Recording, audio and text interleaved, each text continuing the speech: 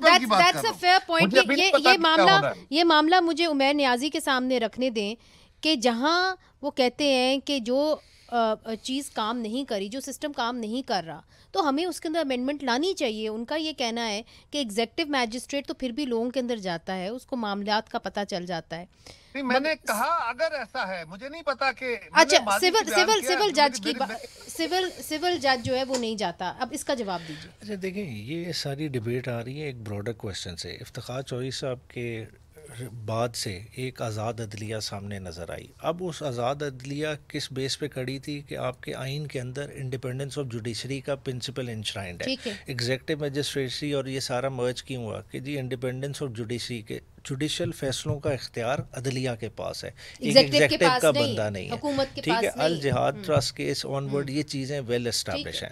آج یہ کیوں چاہ رہے ہیں؟ دیکھیں یہ تو ان کی تو یہ ہے کہ سپریم کورٹ کے جج کے پاس خالی دعا اور بد دعا دینے کا جو ہے نا اختیار رہے اور اس کے علاوہ کوئی اختیار نہ ہو, یہ اس پہ عمل پیرا ہیں.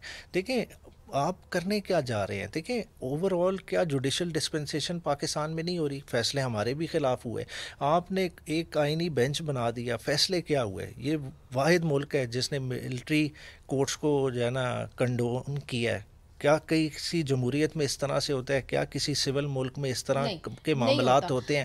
پھر ریزرو سیٹ کے فیصلے یہ جو اس کے بعد قمر زمان کائرہ صاحب کہہ رہے ہیں کہ جی علی ظفر صاحب مان گئے تھے کہ جی کانسٹیٹیوشنل بینچز بنانے ہیں, تو جب آپ نے آدھا تیتر آدھا بٹیر کا فارمولا ان کو دیا, اس کے بعد آپ نے حال دیکھ لیا کہ مجھے تو نہیں. اب انہیں یہ آپ سوال پوٹ کر لیں, ہم نے تو آئینی جو 26ویں آئینی ترمیم ہے اس کو اپوز کیا. ہم نے تو اس کا آپ ساری ڈبیٹ اس پہ اٹھا کے دیکھ لیں, ہماری ووٹنگ کا پیٹرن نکال کے دیکھ لیں, ہم نے تو پورا ٹوتھ اینڈ نیل اس کو اپوز کیا ہاؤس میں بھی. اور ہم آج بھی سمجھتے ہیں کہ دیکھیں ان کے پاس مینڈیٹ نہیں ہے, یہ خالی وہ کوئڈ پرو کو کے پرنسپل پہ چل رہے ہیں کہ جنہوں نے انہیں الیکشن دیا ہے ان کو واپسی دینی ہے, اور سود سمیت واپسی دے رہے ہیں. آرٹیکل 243 کے اندر ترمیم کر کے وہ فیلڈ مارشل کا جو ایک ہے عہدہ, اس کو وہ آرٹیکل 243 کے اندر اس کا ذکر جو ہے وہ لائیں گے. دیکھیں آرمی ایکٹ کیا اس چیز کے لیے سفیشینٹ نہیں ہے؟ کیا ہر چیز آپ نے آئین میں لے کے جانی ہے؟ آپ نے ایگزیکٹو میجسٹریٹ بھی آئین میں لے کے جانے ہر چیز کے, پھر سارے قانون ختم کر دیتے ہیں, سارے قوانین کو ایک جو ہے نا پاکستان کیوں ہے کہ آئین کے اندر لے کے جانا ہے؟ ہاں, آپ کس قسم کی پروٹیکشن دینا چاہ رہے ہیں؟ وہ شاید سمجھتے ہو کہ رولز کے اندر پروٹیکشن نہیں ہے, اس لیے آپ آئین سے پروٹیکشن لیں. دیکھیں جب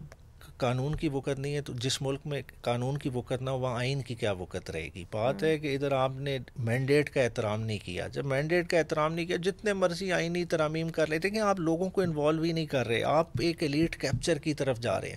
ملک میں ہیو ناٹس علیحدہ بن گئے ہیں, ایک پرٹیکولر ایلیٹ ہے, اسی کی پروٹیکشن کے لیے آپ آئینی ترامیم بھی کر رہے ہیں, قانون سازی بھی کر رہے ہیں. کرنا ویسے نومبر میں جو بھی کرنا ہے چلیں جس مہینے میں مرضی کر لیں, مگر بات یہ ہے کہ اس کو عوام کی بیکنگ نہیں ملے گی اور اتنا شدید رد عمل آئے گا. اور میں سمجھتا ہوں کہ بلاول صاحب نے جو ٹویٹ کی ہے, جو کیا رد عمل آئے گا؟ آپ لوگ نہیں یہ دیکھیں, اسحاق ڈار صاحب نے فلور آف دا ہاؤس پہ ایک اور بات کی نا کہ جی ہم نے بتایا ہے. دیکھیں انہوں نے کر کے پہلے بھی 26ویں آئینی ترمیم کے وقت لوگ آپ پانی کے ایشو پہ لوگ نکل آئے تھے نا, بات ہے آج بھی انہوں نے وقت سے پہلے یہ نیوز بریک کر کے وہ اپنی سندھی عوام کو اپیل کر رہے ہیں کہ ہمیں بچا لو. دیکھیں نون لیگ کا تو اور ایجنڈا ہے. آپ کو لگتا ہے کہ پاکستان پیپلز پارٹی شاید ان ترامیم سے کچھ خوش نہ ہو, تو اسی لیے بلاول بھٹو زرداری صاحب نے قبل از وقت جو ہے اس کے اوپر ٹویٹ کر دی. اچھا اس کے اوپر بات کرنا, ٹائمنگ کے اوپر بات کرنا, نومبر میں ہی سب کچھ ہونا ہے, کیوں ہونا ہے,